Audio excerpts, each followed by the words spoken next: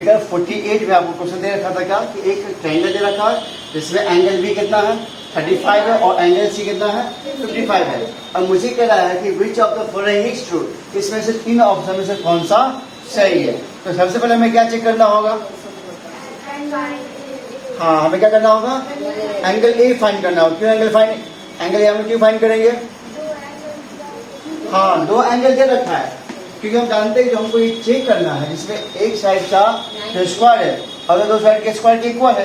ये कभी पॉसिबल होता है जब हमारा एक ट्रायंगल क्या हो, राइट ट्रायंगल, मतलब एक एंगल कितना होना चाहिए 90 डिग्री होना चाहिए।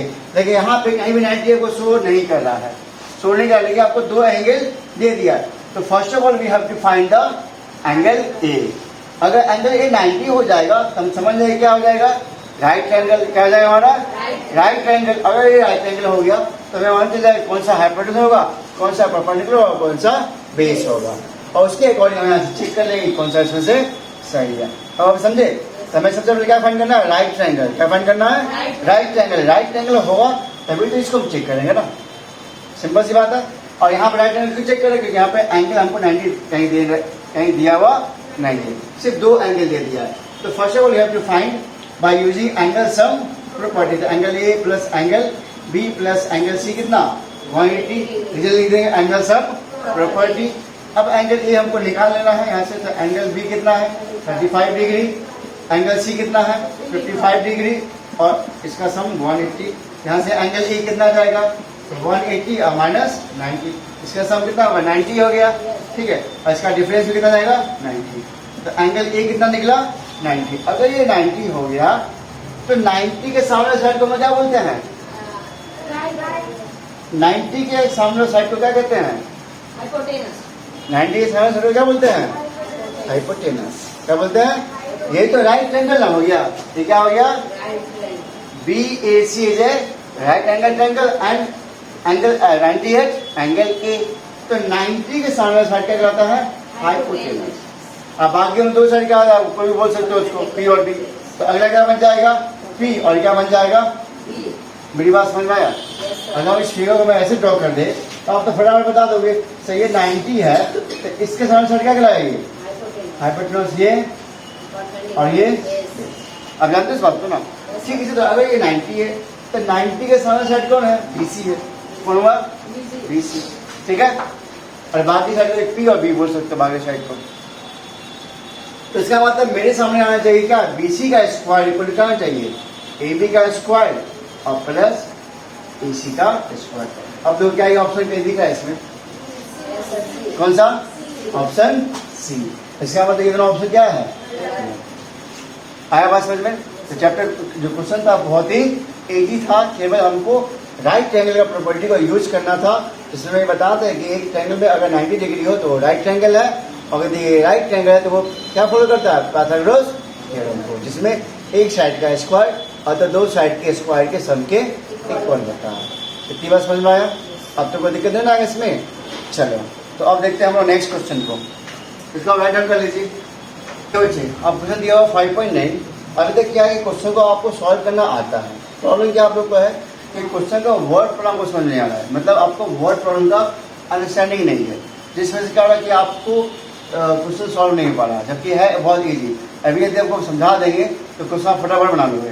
फिर समझा दिया आपको, देखो क्वेश्चन क्या दिया हुआ है, क्या 2 पोल्स है, कितने दिया हुआ है 2 पोल। तो एक पोल हमारा ए बी है और एक पोल हमारा क्या है सीई है, 2 पोल देगा।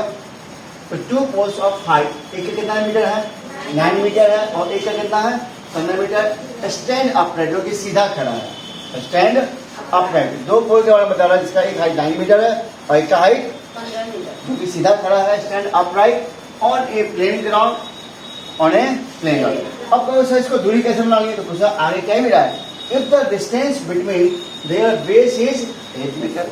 बेस का मतलब होगा उनका आधार, मतलब इस पोल का ये बेस हुआ, इस पोल का ये बेस हुआ, तो इनका दूरी कितना है 8 मीटर।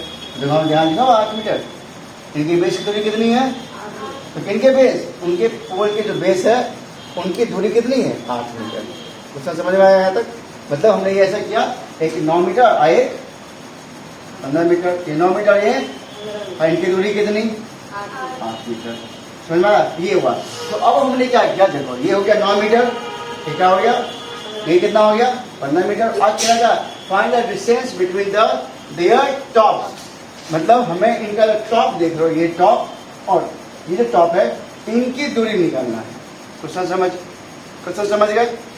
क्या निकालना हमको, ए ही फाइंड करना है। क्या फाइंड करना है, ए। हमने ए को यहाँ से ज्वाइन कर दिया, इन्हें फाइंड करना है।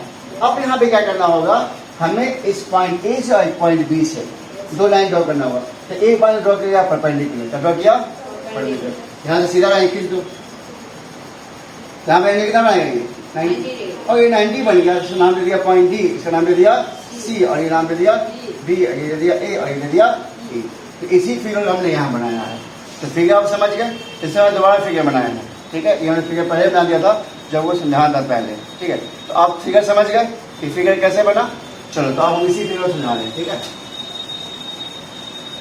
अब देखो, हमें अगर ए निकालना है, इसका मतलब हमको इस ए में, इस ए डी ई में हमें क्या चाहिए, एक तो डी चाहिए और एक ए बी चाहिए। क्या चाहिए, डी ई, और क्या चाहिए, ए डी। तो आराम से ए निकाल सकते हैं।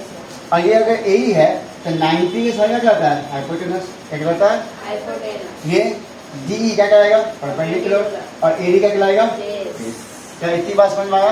क्या अगर हमको ए ही फाइंड करना हो तो ए कैसे फाइंड करेंगे, in right angle A D E, in right angle A D. और इस ए डी में हमें क्या चाहिए, ए डी चाहिए, मतलब बेस चाहिए, और क्या चाहिए, डी चाहिए।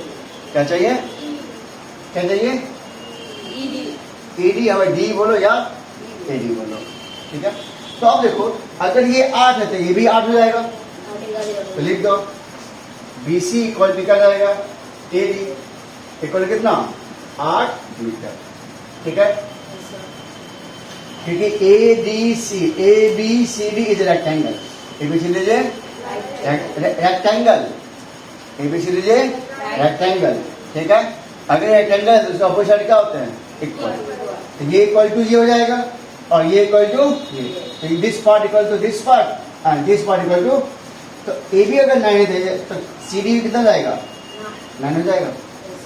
क्या लिखेंगे, ए बी इक्वल टू कितना, ए बी इक्वल किसके इक्वल, सी डी के इक्वल, और सी डी कितना है, 9 मीटर। इतनी बात समझ में आया?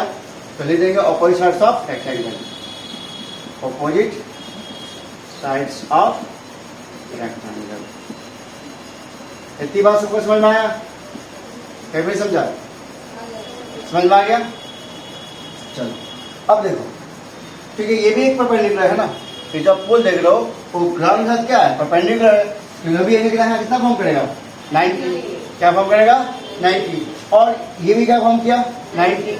ये भी 90 और ये भी 90। तो इस दोनों का सम कितना होगा, 90 होगा। क्या होगा, 90। इससे ये बन गया रेक्टेंगल। क्या बन गया हमारा, रेक्टेंगल। अब देखो इस C को देखो, C जो हमारा है, C जो है, इस C को हम लिख सकते क्या, C D plus D, C D plus D. अगर इस दोनों को जोड़े हमें क्या देगा, C देगा। इतनी बात समझ में आ रहा ना, कि जो C जो है वो क्या क्या देगा इसके अंदर, सी डी प्लस डी। और मुझे क्या चाहिए, डी ही चाहिए। तो मेरे पास क्या C है, क्या कितना है, 15 मीटर। और मेरे पास सी डी है क्या, सी डी कितना है, 9 मीटर। अब प्लस डी, और यहाँ से डी निकाल लेंगे तो डी कितना जाएगा, 50 में 9 गया तो 6 मीटर। तो देखो मेरे पास डी भी आ गया, इस राइट ट्रायंगल में डी निकल गया, और इस राइट ट्रायंगल में ए डी भी निकल गया। ए डी कितना है, ए डी कहाँ गया, 8 मीटर। तो नाउ लिखेंगे, now in right triangle, now in right triangle कौन सा, ए डी ई।